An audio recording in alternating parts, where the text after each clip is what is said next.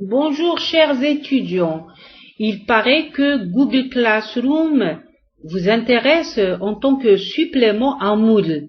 Eh bien voilà, je vais saisir l'occasion pour vous donner une idée sur comment vous pouvez recevoir un devoir et l'envoyer à votre enseignant à travers la plateforme Google Classroom.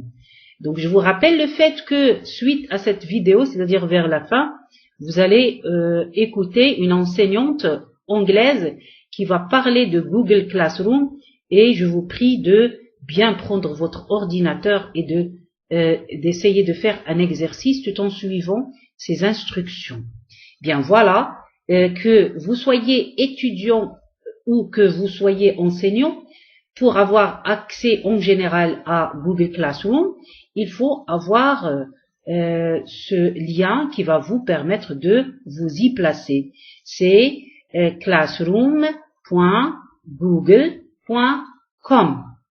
Mais si vous êtes étudiant et que votre enseignant va vous envoyer un devoir, vous n'aurez pas besoin de marquer classroom.google.com, mais vous allez marquer uniquement le lien sur Google et ce lien va exiger que vous créiez un mot de passe et un nom d'utilisateur.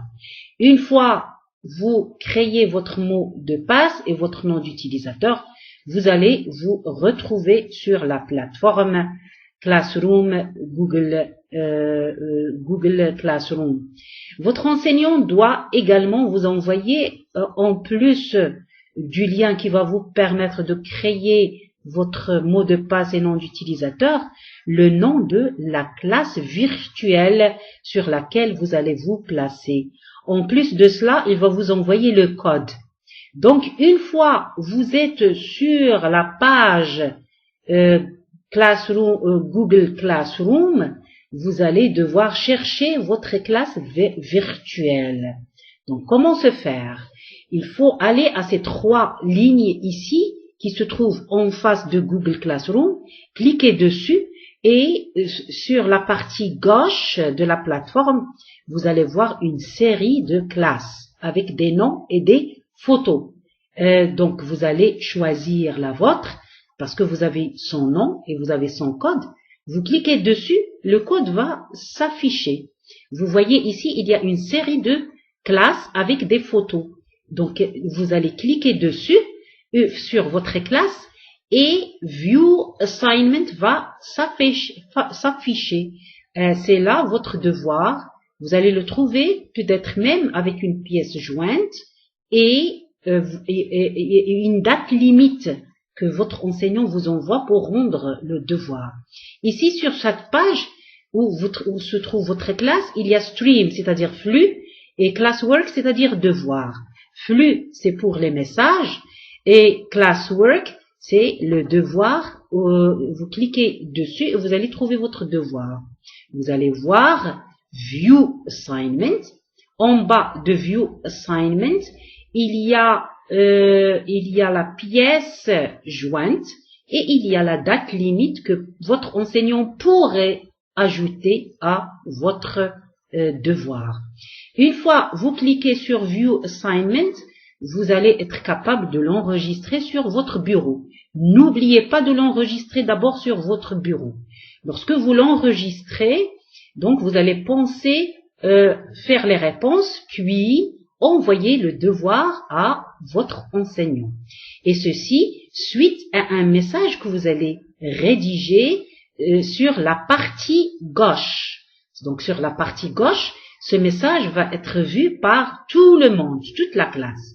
Mais maintenant, vous allez vous mettre sur la partie droite, en haut, et vous allez voir plus add or create. Et vous allez voir votre photo, c'est-à-dire votre classe et tout ça. Et vous allez faire un clic sur plus add. Une fois vous faites le clic sur plus add, vous allez vous retrouver sur votre bureau.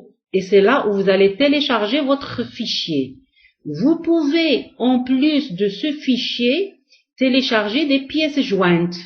Ils peuvent être ces pièces jointes peuvent être ou bien des Google Sheets, ou bien des juste Excel, ou bien un fichier Word, ou bien rappel pour Google Drive, tout ce qui est Google Drive, ça se rapporte à Google Sheet. Donc ça doit être un lien que vous devez attacher à votre devoir.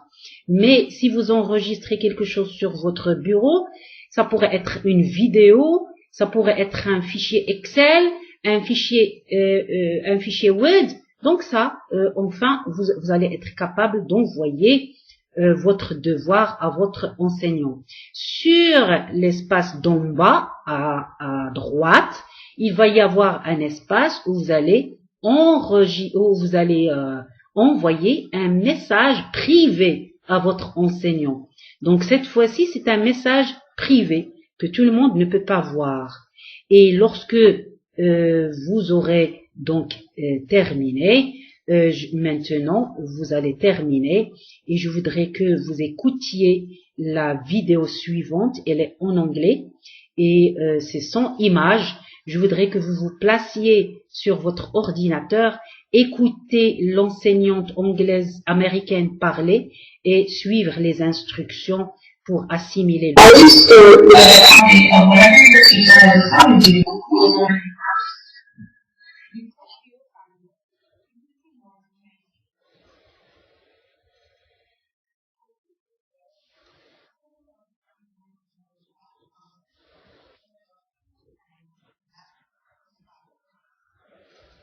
Always start with the copy of whatever your teacher has assigned you with your name first. If you click View Assignment, you can see more information. Once you click here, you will be able to see where you can leave a class comment.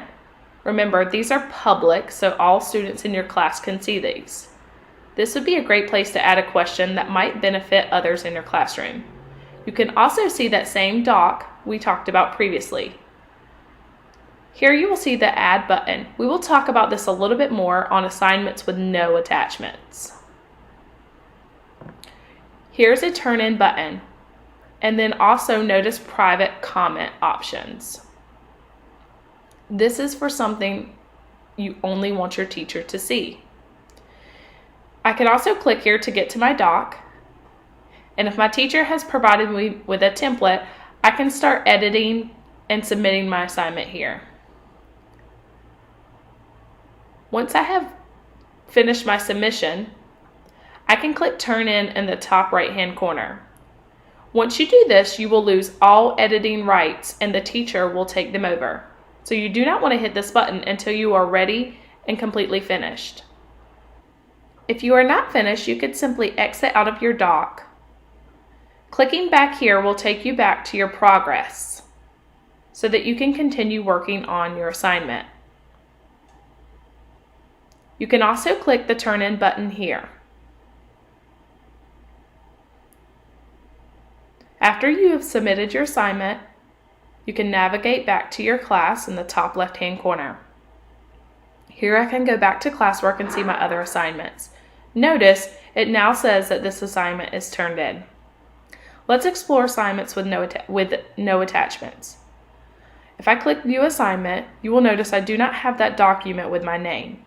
However, I can click this plus Add or Create to add my own files. Under the Google Drive option, you can add any file in your Google Drive. For example, this could be a Google Doc you have created, or it might be a video file that you have uploaded and stored in your Google Drive. Notice the other types of files you can attach. You have the option for links. Files on a laptop will take you to any document stored on your hard drive, such as a Microsoft Word file. If you are uploading from an iPad, it could take you to your camera roll or your files. If you have not started the document or assignment, you can use blank docs, slides, sheets, and drawings from below. They will automatically be stored in your Google Drive and work the same way. From here, you have the same options for commenting or private messaging or submitting. If you are uploading from an iPad, please note that a lot of the same functions will be listed at the bottom of your screen instead of to the left-hand menu that you are seeing or the top that you are noting here. Thanks for tuning in. If you still have questions or you have specific questions on how to turn in an assignment,